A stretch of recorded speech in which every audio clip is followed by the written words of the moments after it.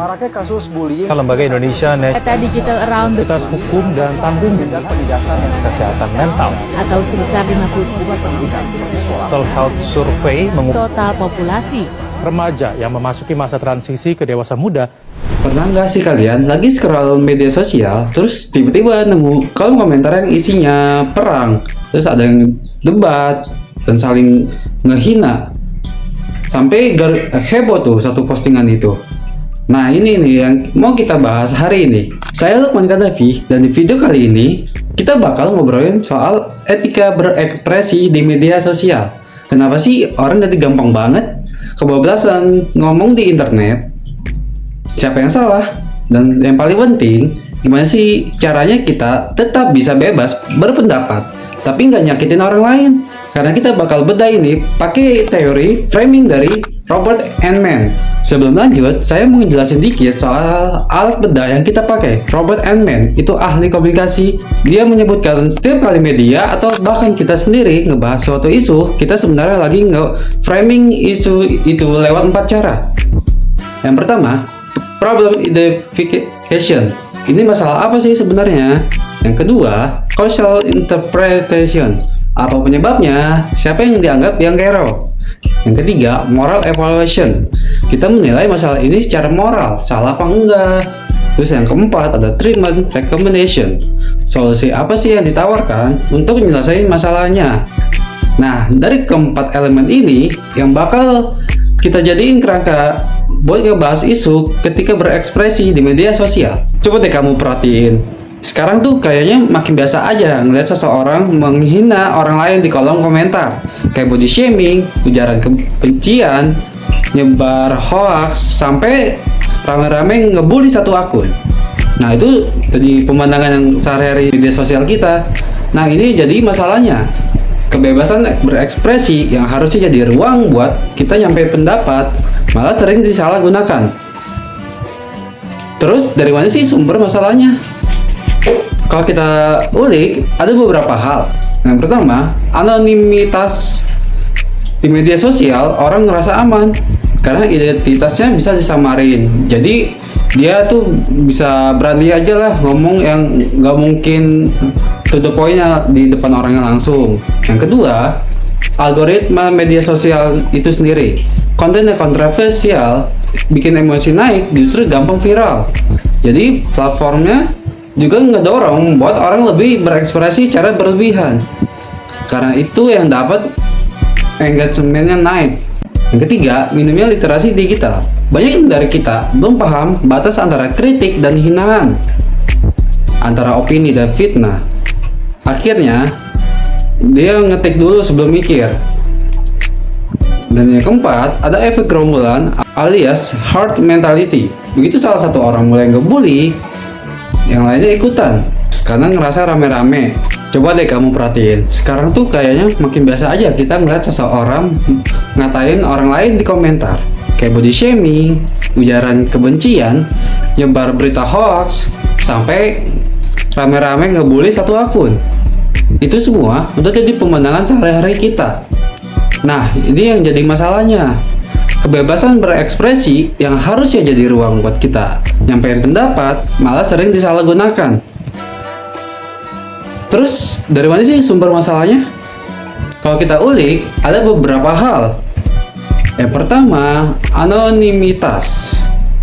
Di media sosial, orang ngerasa aman karena identitasnya bisa disamarin. Jadi dia berani ngomong hal-hal yang nggak mungkin bakal diomongin langsung di depan orangnya. Yang kedua, algoritma media sosial itu sendiri. Konten yang kontroversial bikin emosi naik, justru lebih gampang viral. Jadi platformnya diam-diam ngedorong kita untuk lebih berekspresi secara lebihan karena itu dapat engagement. Yang ketiga, minimnya literasi digital. Banyak yang dari kita belum paham batas antara kritik dan hinaan, antara opini dan fitnah. Akhirnya berkomentar dulu sebelum mikir. Baru mikir ya. Yang keempat, efek gerombolan. Begitu orang ngebully atau ngejudge satu orang, yang lainnya ikutan. Karena dia nggak merasa sendiri, ada temennya gitu. Kalau kita lihat lebih dalam lagi, sebenarnya ini bukan soal orang yang jahat, tapi ada yang namanya disinhibition effect, yaitu efek psikologis yang dimana orang jadi lebih berani, bahkan lebih agresif di dunia maya ketimbang di dunia nyata. Soalnya nggak ada kontak mata langsung, nggak kelihatan ekspresi lawan bicara, bahkan empatinya sampai hilang. Ditambah lagi, budaya kita sekarang tuh serba cepat. Orang jadi pengen cepat berkomentar, nge-share, tanpa mikir dulu baru efeknya ke orang lain. Jadi ini bukan masalah individu, tapi masalah sistem. Nah, gimana sih platform dirancang dan gimana budaya kita terbentuk? Nah, dari sisi etika, sebenarnya prinsipnya simple banget. Mirip kayak yang sering diajarin dari kecil. Jangan ngelakuin ke orang lain apa yang kamu gak mau orang lain ngelakuin ke kamu. Di dunia filsafat ini dekat banget sama konsep etika deontologi, bahwa ada aturan moral yang harus kita pegang. Apapun platformnya, di dunia nyata atau dunia maya, kebebasan berekspresi itu hak. Ya memang betul, tapi hak itu selalu berdampingan sama tanggung jawab. Kita bebas ngomong, tapi juga ada tanggung jawabnya atas dampak yang omongan dari kita. Ini yang saya sarankan, itu yang pertama, kalian mikir dulu sebelum posting. Nah, tanya ke diri kalian dulu, ini kritik membangun atau cuma pelampiasan emosi? 2. Hormati privasi dan martabat orang lain. Walaupun kita nggak setuju sama pendapatnya. Yang ketiga, verifikasi dulu sebelum share. Ini biar kita nggak terjerat berita hoax. Yang terakhir, itu berani beda pendapat tanpa harus menyerang orang lain. Kritik idenya, bukan kritik orangnya. Terus gimana sih solusinya biar masalah ini nggak makin parah? Ini beberapa hal yang bisa kita lakuin.